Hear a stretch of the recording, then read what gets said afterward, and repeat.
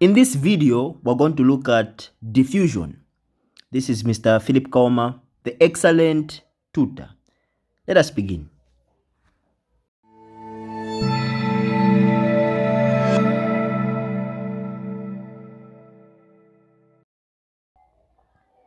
What are the objectives for this tutorial video? We're going to define diffusion. That's the first thing. We're going to look at the factors that affect the rate of diffusion. And finally, we're going to look at the importance of diffusion. Without wasting much of your time, let us begin. So the first question is this: what is diffusion? So this is the movement of particles from their region of higher concentration to their region of lower concentration down a concentration gradient. Simple definition, easy to understand. So this definition simply implies that particles are moving from where they are highly concentrated. They are moving from a place kwa mene vili vambili, and they are moving from that place to a place kwa mene vili vingono. I don't know if my nyanja is correct, but that's what diffusion is. You see that particles are moving from where they are highly concentrated to where they are less concentrated. And this process of diffusion occurs in our daily lives.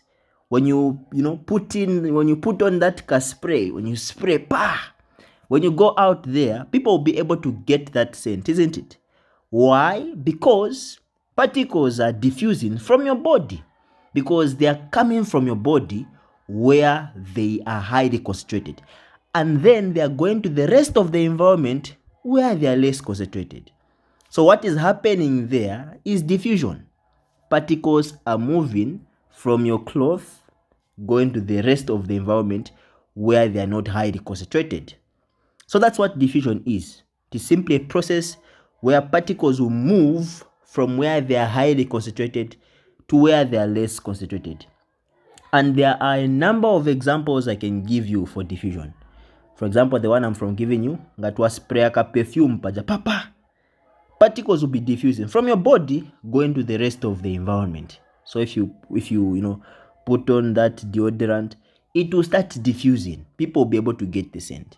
When someone is cooking in the kitchen, you are in the living room, how are you able to tell what they are cooking?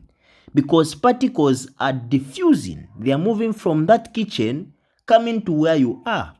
They are diffusing. They are moving from the kitchen, where they are highly concentrated, to the living room, where they are less concentrated.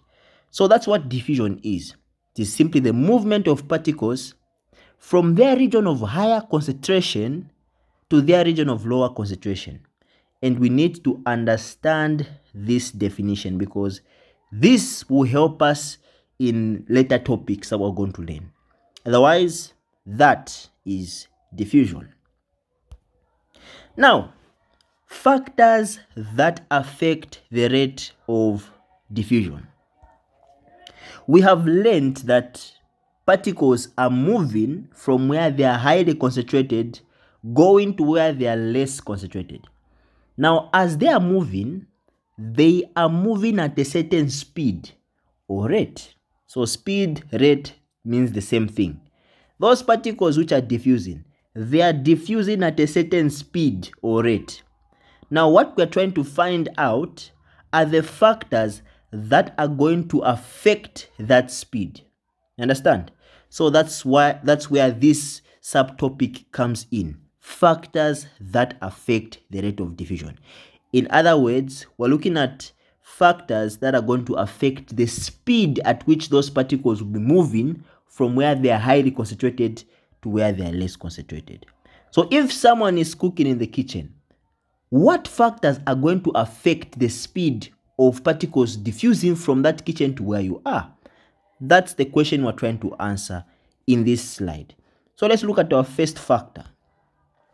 Concentration gradient. Concentration gradient is the first factor that affects the rate of diffusion. Now, it's important that we first define what concentration gradient is. So concentration gradient simply refers to the difference in concentration of particles between two regions. So when we're talking about concentration gradient, we are simply talking about the difference, okay, in the concentration of particles between two regions. I'll continue using this example of a kitchen. If someone is cooking chicken in the kitchen, yeah, there are particles which are coming out, isn't it? That kitchen, it is highly concentrated, while the living room where you are, it is less concentrated. So there is a difference in concentration, and that difference in concentration is referred to as concentration gradient. Now, how does concentration gradient affect the rate of diffusion? Let us find out. So when there's a big difference between two regions, particles are going to move faster than when the difference is small. Okay, we know that concentration is the difference. Concentration gradient is the difference in concentration between two regions. So if that difference is big, then particles are going to move faster. But if that difference is small, particles won't be fast, they'll be slow. So that's how concentration gradient affects the rate of diffusion. When the difference is high or when the difference is big, particles will move faster than when the difference is small. Okay, so that's the first factor that affects the rate of diffusion. So here, just know the definition and know how concentration gradient affects the rate of diffusion. Let's look at another factor. Surface area of diffusion surface. Interesting, huh? Interesting. Don't get confused. Don't get confused. Let me explain. So when we're talking about the surface area of diffusion surface, we're simply just referring to an area where particles will diffuse through. So let's imagine that we've got this surface, which we're going to say surface A, and then we've got another surface, which we're going to say surface B. Between the two surfaces that we have, you will agree with me that surface B is larger than surface A. Therefore, diffusion will be faster on surface B than on surface A. So in other words, what we're trying to say here is that the larger the surface area of diffusion, the faster the rate of diffusion. So diffusion will be faster on this surface compared to this surface. That is how surface area affects the rate of diffusion. The larger the surface area of diffusion surface, the faster the rate of diffusion. Let's look at another factor that affects the rate of diffusion. Thickness or distance of diffusion surface. So on the previous factor, we talked about the surface area. Now, in this case now, we're talking about the distance or the thickness of the diffusion surface. Let me try to draw a 3D, okay? 3D image. So let's say we've got a surface like that, right? And then there's a distance. Okay, so there's a distance. Let me use another color. There's a distance which is this one here. This distance is the one we are referring to as the distance of diffusion surface. This surface which is here, it is the one we're talking about. Now this surface can be thin or thick, okay? So let me try to draw another one to just compare it with the one we already have. So let's say we have this one. If you compare the two, you are going to agree with me that this one is thicker compared to this one. So this one is thin, this one is thick, this one is thin. So if particles are diffusing through, moving from this area, going to this area, then they will take more time as they diffuse because the distance is long. The surface, the diffusion, the distance of diffusion is long because the distance of diffusion is thick. Are you following? But on this other image that we have, when you look at the distance, it is short because the diffusion surface is thin. Therefore, if the diffusion surface is thin, diffusion is going to take place at a faster rate. In other words, the thinner the diffusion surface, the faster the diffusion rate. So diffusion will be faster here than here because this is thin compared to this. The diffusion, the distance here or the diffusion surface is thick. The diffusion surface here is thin. I hope you've gotten it. So if the diffusion surface is thick, diffusion will be slow because the distance is long. But if the diffusion surface is thin, diffusion will be fast because the distance is short. It will take less time for a particle to move from this region going to this region. Okay. All right. Let us look at another factor that affects the rate of diffusion, which is temperature. Now, when it comes to temperature, it's either hot or cold, isn't it? So when it is hot, diffusion is going to take place at a higher rate, meaning particles will move faster when it is hot.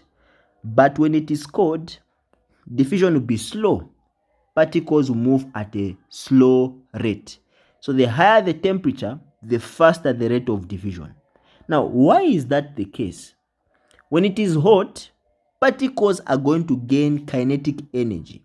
And it is this kinetic energy which is going to cause these particles to move at a faster rate. So ngati mwaspray ka perfume mu hot season, if you wear deodorant, particles are going to move faster. Okay? They are going to move faster to the rest of the environment than when it is cold. So if you put on perfume during hot season, you notice that people will be able to get that fragrance or the fragrance or scent faster than when it is cold because particles are diffusing at a faster rate. All right, let us look at another factor that affects the rate of diffusion, and that is size of diffusing particles. The particles themselves which are diffusing can affect the rate at which they are moving depending on their size. So the bigger the diffusing particles, the slower the diffusion rate. The smaller the diffusing particles, the faster the diffusion rate. So if the particles are small, they'll diffuse faster than when they are big. So that's how they affect the rate of diffusion. Size of particles matters. So if the size of particles are small, they'll move faster. If the size of particles are large, they'll be slow. Okay. All right.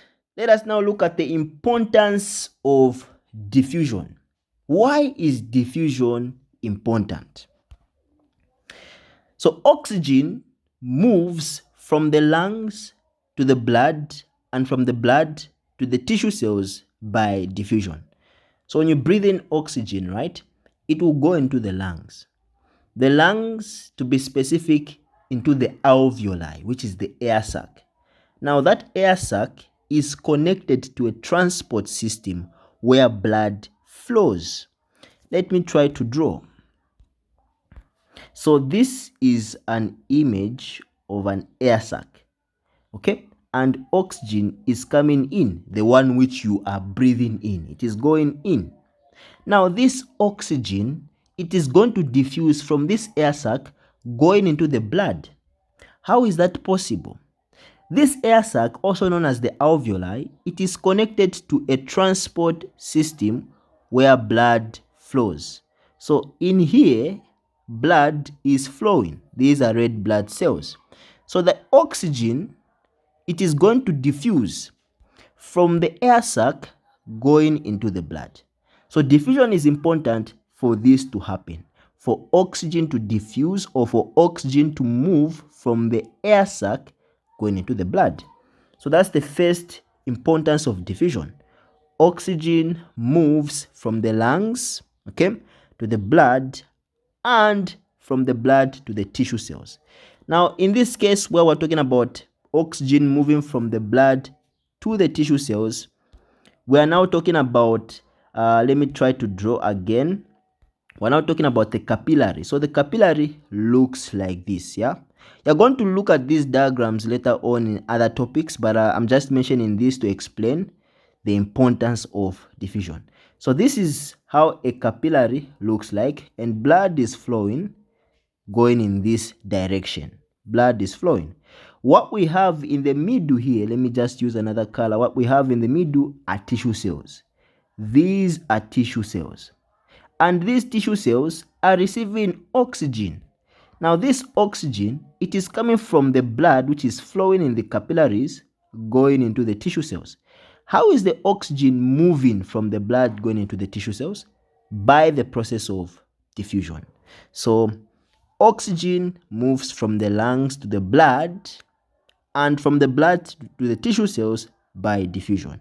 And I have used two diagrams to explain this point.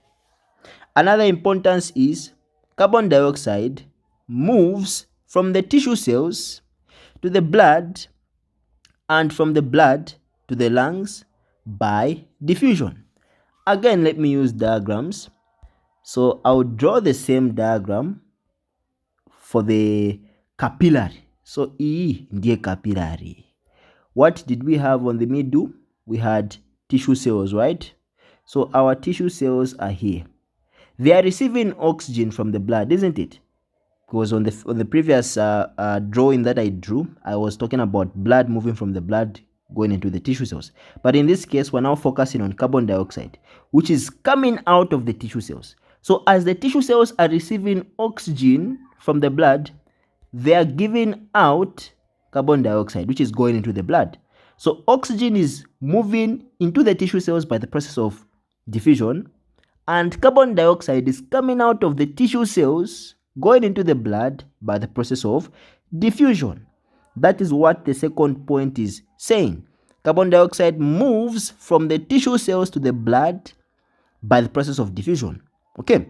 And again, carbon dioxide is moving from the blood to the lungs by diffusion. Let me draw another diagram to just explain that. So in a case where carbon dioxide is moving from the blood into the lungs, we're now talking about the air sac, because this air sac, it is found in the lungs. So now in this case, carbon dioxide is coming out of the blood going into the lungs, and it's the one that you're going to breathe out. So when it goes into the lungs, what do? You breathe it out, isn't it? So that is why diffusion is important. Okay, it is important because oxygen diffuses into the blood, and then again oxygen diffuses into the tissue cells by the process of diffusion, and again carbon dioxide diffuses into the blood from the tissue cells, and again it diffuses out of the blood going into the lungs by the process of diffusion. That is why diffusion is important. There are a number of reasons. We're going to look at other reasons. The other one is dissolved food moves from the blood into the tissue cells by diffusion. So when you eat that food, you digest it, you break it down, you swallow it, it goes into the stomach, again digestion continues. There will be a stage known as absorption. During this stage, the food is absorbed going into the bloodstream. That food will eventually reach the tissue cells. But how is it going to reach the tissue cells? Through the process of diffusion. I won't get tired of drawing these diagrams. So here is the capillary, because the capillary, it is the blood vessel, it's the smallest blood vessel, which has got direct contact with the tissue cells. Okay, so here are the tissue cells. Remember, the tissue cells are receiving a number of things, including nutrients, or in this case, which are being referred to as food. Okay, so we were saying that dissolved food or nutrients move from the blood into the tissue cells by diffusion. So food will move from the blood going into the tissue cells by the process of diffusion. Just like how oxygen is moving from the blood into the tissue cells. And by the way, don't think these things, they happen one by one.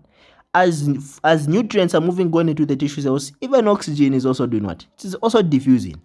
Food is diffusing going into the tissue cells. Oxygen is also diffusing going into the tissue cells. Otherwise, dissolved food moves from the blood into the tissue cells by diffusion. What is the other importance? Metabolic wastes such as urea move from the tissue cells into the blood by diffusion. Again, we're going to use a capillary, because a capillary, it is the one that has got what? Direct contact with the tissue cells. So this is our capillary here. Okay, capillary. Forgive my drawing, I'm using my finger. Okay, so those are the tissue cells that we have. These tissue cells are giving out what? Waste products, which are toxic. So metabolic wastes are waste products, things that are toxic, like carbon dioxide, like urea. You're going to learn about excretion later on. But know that these things, they come out from the tissue cells going into the blood by the process of what? Diffusion. Okay.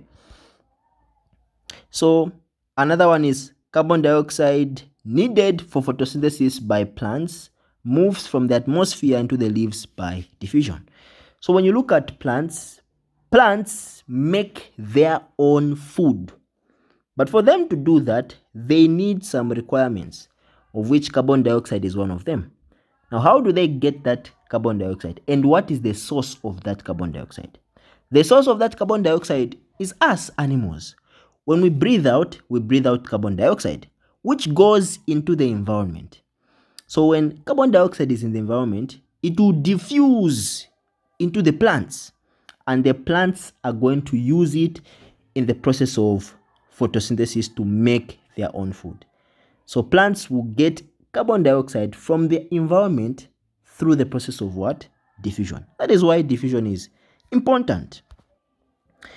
Oxygen produced during photosynthesis moves out of the leaves to the atmosphere by diffusion.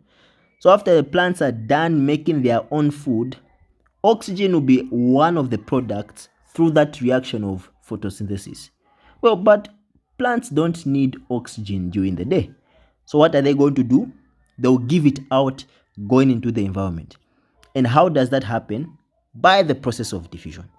Oxygen would diffuse out of the plant going into the environment. And later on, you and I as animals are going to breathe in that oxygen.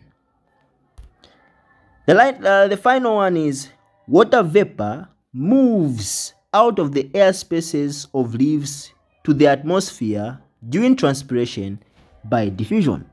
So water vapor will diffuse from the leaves going into the atmosphere through going into the atmosphere through this process of transpiration. So water vapor moves out of the leaves by the process of diffusion. So when you're defining transpiration, you're going to say transpiration is the diffusion of water vapor into the atmosphere. So you're mentioning the word diffusion, yeah? Because water vapor is moving out of the leaves through the process of diffusion. All right, my excellent students, that's the end of this tutorial video. In our next video, we're going to look at osmosis. Thank you very much for watching. Watch this video again, study the notes. Those are the things that you need to do for you to pass, okay? Hashtag GCE Apase. Don't forget to subscribe to my YouTube channel. This has been Mr. Philip Kaoma, the excellent tutor. Stay blessed.